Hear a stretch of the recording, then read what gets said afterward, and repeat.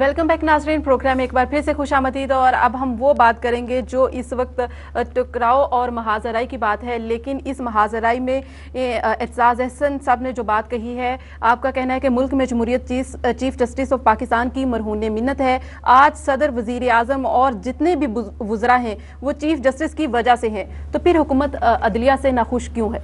देखिए, पहली तो बात यह है कि मैंने बिल्कुल ये कहा है कि अगर चीफ जस्टिस इफ्तिखार मोहम्मद चौधरी 9 मार्च 2007 को इनकार ना करते परवेज़ मुशर्रफ को, तो तब्दीली ना आती। आज भी परवेज़ मुशर्रफ बैठा होता, आज यूसुफ रज़ा गिलानी ना होते, कोई शौकत अजीज़ बैठा होता। पर अब इसका ये मतलब तो नहीं है कि अच्छा, फिर मैं ये भी अर्ज़ कर दूँ कि जितनी मैंने कुर्बानी दी है या मेहनत की है, मैं अपनी बात करता नहीं हूँ तो लोग समझते हैं मैं कुछ उन जैसा नहीं हूँ जो सारे वक्त टेलीविज़न पे चिमटे रहते हैं, हर चैनल पे आते रहते हैं, 2-2, 3-3 चैनल पे एक दिन, और अपनी बात और अपने बारे में और बड़ा सोच विचार करके और बीच में ये हाथ मार के बातें करते हैं। उनमें नहीं हूँ, मैं एक आजिज़ सा आदमी हूँ। पर मैंने जितनी कुर्बानी और मेहनत दी है शायद ही किसी ने दी हो बशमूल लीडरान के। और लेकिन मैंने कोई अदलिया की मुलाजमत नहीं इख्तियार की। इसका ये मतलब नहीं समझना, अगर अदलिया फ़ैसला को गलत देगी तो मैं उसको गलत कहूँगा, लेकिन अदलिया की जहाँ अदलिया दुरुस्त है, जहाँ अदलिया का सब अदलिया का भी नहीं, सब जजेस का भी नहीं, जजेस भी ऐसे थे जिनका सांस टूट गया था, जिन्होंने इफ्तिखार मोहम्मद चौधरी साहब की बहाली से पहले हल्फ ले लिया था। लेकिन इफ्तिखार मोहम्मद चौधरी का जहाँ तक ताल्लुक़ है, ये यकीनन हमें तस्लीम करना चाहिए, चाहे वो सदर साहब हों, चाहे वो वज़ीर आज़म हों, चाहे वो पीपल्स पार्टी का कोई कारकुन हो, चाहे वो उनके मुखालिफ हो, चाहे उनके हक़ में हो, कि अगर उनका इनकार 9 मार्च तक एक सकूत जो था 9 मार्च 2003, उसको तोड़ा इफ्तिखार मोहम्मद चौधरी ने, इसमें कोई शक की बात नहीं है और ये मैं कहता हूँ। लेकिन इससे ये मुराद नहीं है कि अब मैं हर अदलिया के हर फैसले पे कहूँ कि अब मैं ना अपील करूँगा ना कुछ करूँगा, इसको दुरुस्त तस्लीम करूँगा। अदालत है, ये वजह तो नहीं थी, कुरानी सहीफ़ा तो नहीं इनके फैसले। अच्छा, यही वजह तो नहीं थी कि आप मरकज़ी किरदार थे, हीरो थे अदलिया के भी और उसकी बहाली के भी, तो यही वजह तो नहीं थी कि आपको वज़ीर आज़म ने वकील किया हो? नहीं, वज़ीर आज़म ने वकील, उनसे पूछिएगा, वो तो मुझे बहुत पहले से करना चाहते थे, बहुत सारे मुकदमात में वकील करना चाहते थे, ऐसी तो कोई बात नहीं है। वो मैं 4 साल उनका वकील नहीं हुआ, लेकिन इस दफ़ा वो केस चूँकि इफ्तिखार मोहम्मद चौधरी साहब के सामने नहीं था, ट्रायल था, जो नासिरुल मुल्क साहब का बेंच था, इसलिए मैं उसके सामने पेश हो गया। अच्छा, तो इससे मतलब इससे कोई नहीं है कि कोई उनको प्लस पॉइंट नहीं मिला आपके पेश होने से? मिला भी होगा, आखिरकार नाअहली नहीं हुई, नाअहली हुई ना, और इससे ज्यादा क्या हो सकता है? कि नाअहली नहीं हुई, आपने नाअहली हुई ना कैद हुई। कैद भी क्या हुई, 30 सेकंड की कैद तो ये होती है कि अच्छा जी आप जाएं, घर जाएं।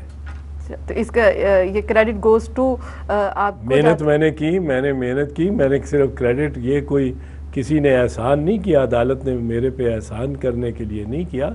मेरा केस स्ट्रॉन्ग था, मैंने 24-25 दिन बहस की, मौजूद बहस की, आर्टिकल 10A पे बहस की, शॉर्ट ऑर्डर पे बहस की, बहुत सारे और दलाइल पे बहस की, इम्यूनिटी पे बहस की, इस्तिस्ना पे, इंटरनेशनल इस्तिस्ना पे बहस की, इंटरनेशनल इस्तिस्ना पे, बैनुल अक़वामी कानून पे रिसर्च की।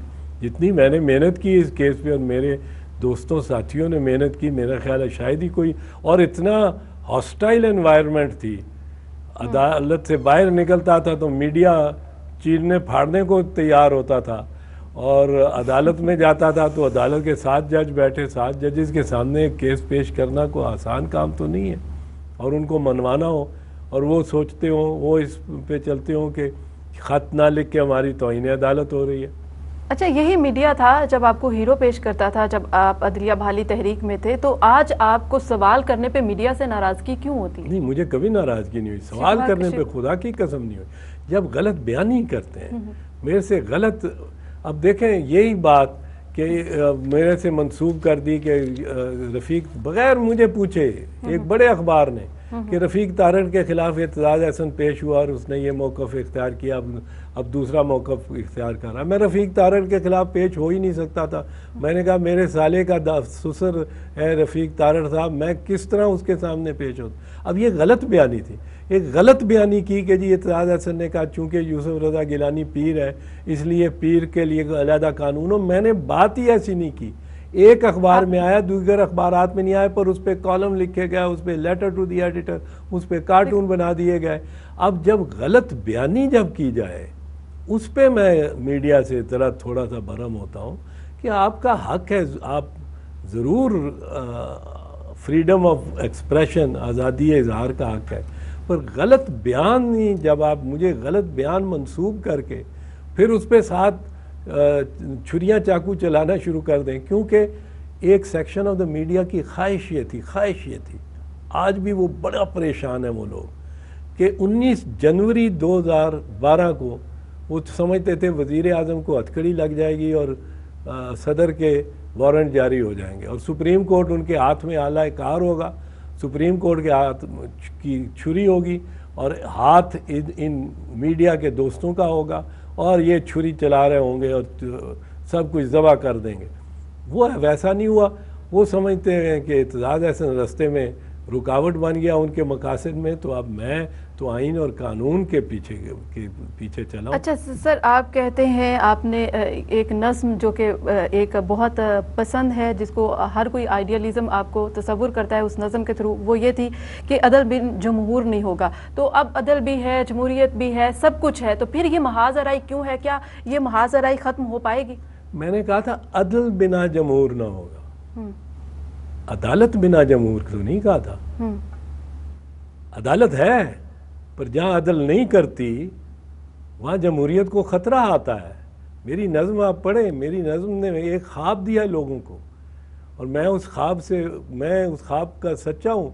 मैं उन लोगों की तरह नहीं हूँ जो ये ज़िया-उल हक़ के साथ भी रहे और परवेज़ मुशर्रफ के साथ भी रहे और अब आके सबसे ज़्यादा पादरी बन के और बातें करते हैं। मैं ज़िया-उल हक़ की जेलों में भी रहा, मुशर्रफ की जेलों में भी रहा, मैं अपोजिशन में रहा, मैं टैक्स भी सारे लीडर से सबसे ज़्यादा पे करता हूँ, सबसे ज़्यादा करोड़ों से में पे करता हूँ टैक्स, और मेरे पास अपनी ज़ाती शख्सियत के अलावा प्रोफेशन के अलावा मेरे पास कोई ज़राए आमदन नहीं है। मेरी बीवी के पास जो बिज़नेस करती है वो अपना टैक्स देती है और वो भी बहुत टैक्स देती है, पर मैं अपनी बात कर रहा हूँ। और अब मैंने एक ख्वाब दिया लोगों को कि रियासत होगी माँ के जैसी, और लोग बच्चों की, वो छोटी सी बच्ची है, कितनी प्यारी बच्ची, वो पढ़ती है उसको, मैं खुश होता हूँ, वो ठीक है मेरे पे पैरोडी करती है। लेकिन सर आपकी इस बात और इस नज़म के साथ कि रियासत होगी माँ की जैसी, लेकिन कब होगी ये तो हमें भी पता नहीं है और ये हमें आने वाला वक्त ही बता सकता है कि कब होगी। इसके साथ ही एतजाज़ एहसन साहब का शुक्रिया अदा करेंगे। एतजाज़ एहसन साहब बहुत शुक्रिया हमें वक्त देने के लिए, आइनी पहलुओं से भी आगाह किया, अपनी दानिश वाराना जो राय है वो उससे भी हमें आगाह किया। बहुत बहुत शुक्रिया हमारा साथ देने के लिए। नाजरीन, प्रोग्राम का वक्त ख़त्म हुआ चाहता है, मुझे दीजिए इजाज़त। सी यू टुमारो, टिल देन अल्लाह हाफिज़ एंड गुड नाइट।